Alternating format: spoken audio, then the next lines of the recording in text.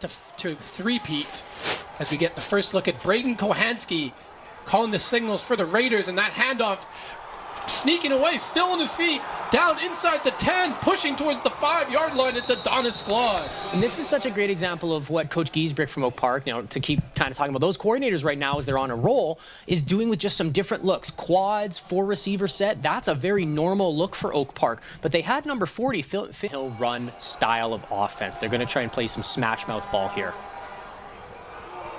Once again, it's Glaud, cuts it to the outside. Late flag once again as he's taken out of bounds by Alex Clank. Yeah, Tiger Reeves did a really good job sealing the edge here, and he might have done too good of a job. It looks like he might be the one that gets called here. And there's Finn Bramwell, I talked to a couple times, he's down already. He took a shot. When you're seeing a lead play like that, that's a fullback and a linebacker meeting in the gap, and your two jobs are 5-yard runs at each other. Let's see who's going to win at the point of attack. And whether you make the block or not, in fact, we have both players down. I don't know this, but it might have been both players involved in that collision, because scraping that fullback. Holding Oak Park, number 99, 10-yard penalty. Repeat first down. Scraping that fullback in the gap is one of the, if I can go old man here, one of the best feelings in football of just you and I, we're going to go meet in that gap. We're going to hit each other as hard as we can, and we're going to do it all day if we need to. It's great downhill football, and we'll see it all night. Yeah, this is a classic look for them. With that tailback to the trip side here, I'm surprised to see they're just trying. Ooh. High snap goes over the head of Kohanski, and Glaud just jumps on that football back at the Oak Park, Dakota 52. Yeah, so there's been a lot of just movement backwards here for Oak Park. For after that block punt, you just have a great situation where you're right on that, just in position to score, and then just a couple penalties, and now that high snap is going to put Dakota in a great spot to get the ball back when we got 2nd and 30-something here. So hopefully defensive coordinator for Dakota, Nick Elder, can get his defense off the field here in their too high shell. 2nd in an air. With number 40, so he's going to come slice across the formation again. Glaud gets the handoff, trying to surge forward for some extra yards, keeps those legs churning, and it's going to end up being a gain of about 4 on the play. The big boys coming in to get a little bit of extra push at the end. Yeah, this is clearly a game plan that Coach Giesbrick came in to maybe try and limit some of those defensive ends. So Ryan North, a really prolific defensive end for Dakota, number 42, he was the one that Bramwell, number 40, sliced to. And it's just a way to occupy a super athletic end. Rather than him playing the quarterback in space, now he's got to play through a block. The punt. Low snap, good job fielding that one by Preston Benjamin. Taking at the 50-yard line, a solid return by Glaud. And that's where Oak Park will field this football just inside the Dakota 50, winning the field position battle early.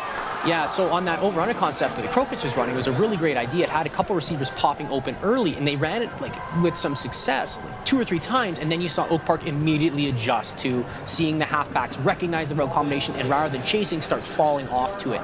And I was talking to Coach Olson about that, and he was talking about how Amias is just so easy to help them make. It's gonna look like you've been through it, and I've won. You know what you're getting into. I know I'm confident I can get the job done. We can get the job done. Big play for him early. But the Lancers offense unable to capitalize on the turnover. Oak Park getting this football back at their own 35-yard line. It's Adonis Glaud on the return. Really good job from Quinn Sloggett there, keeping contained. Glaud took that punt on the run in space. The ball didn't hang up very high. It was a bit of a lower punt, and he got underneath it with some space. But Sloggett was right in position to turn that back into his help, and that's a great example of that importance of the ISO side. Handoff trying to cut it to the outside, but Ryan North says no. Stop for a loss. Big play by the senior. Yeah, this is a great job for Ryan to kind of hold his gap there. So we get the eye candy and Perini coming across the formation. We just hit the jet sweep. Now we're looking at him. Now they bring that puller to try and get him. And North does. So there's 2 ways to play that puller as a defensive. Well, there's multiple ways to play it, but the 2 most successful ones you're going to see either a wrong arm or 12 yards. So no man's land can be tough for a coach to deal with. This is Templeton punting this football away. Takes a bounce off of the Raiders, the leg of the returner for Oak Park. Down near the 10-yard line, it was Glaud scooping that ball up. Yeah, blown dead very quickly there. So that worked out really well for Dakota, even with a little bit of a botch snap. So great job from the punter to stay calm and get his foot on the ball. Get in position where when that knuckler comes in and it's just almost rolling low on the ground, that's tough for that returner to field. So great choice from the Dakota coaching staff to punt that ball a ton throughout the year that I noticed, but now a lot more reliable to keep returners contained. Templeton kicks it away. This one taken by Adonis Glaud. He's going to go backwards to his own 50 to try and find the edge. He's got some space to the outside. Late flag on the play as he's eventually careened out of bounds.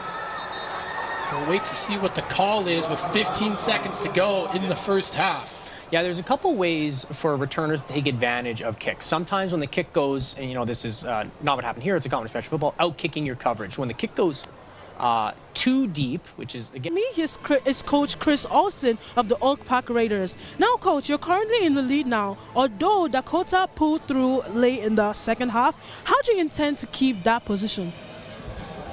We just got to keep doing what we're doing and clean up the penalties. Really, if we just keep running the ball like we're doing and all that, we'll be fine. We're good.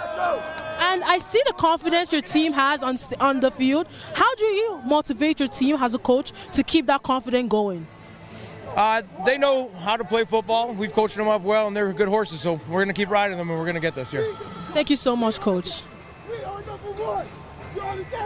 Ball like he's been all year, the senior helping lead the way for the Raiders as Templeton kicks this football away.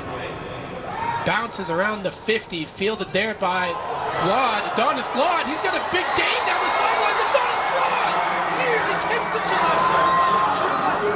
Trying to balance that sideline.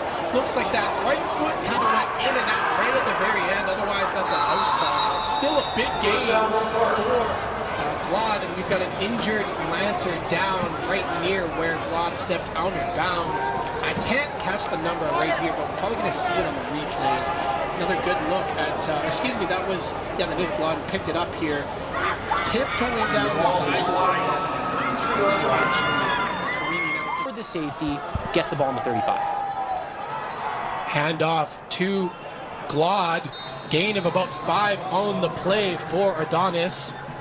And that's one of the better leads that Oak Park has had in the second half. Dakota has really started to shut that down as they go back. Kohanski handing this football off, and another solid gain on first down of about 5 for Adonis Glaud as this clock continues to tick down to 3 minutes. And that's a really good job from Oak Park to just run the ball there. Coach Giesbrook doesn't panic. He knows the game. 1st and 10, he loves running the ball there to set them up in those second and manageables that opens up his playbook. And that's a tough call for that defensive end to deal with there.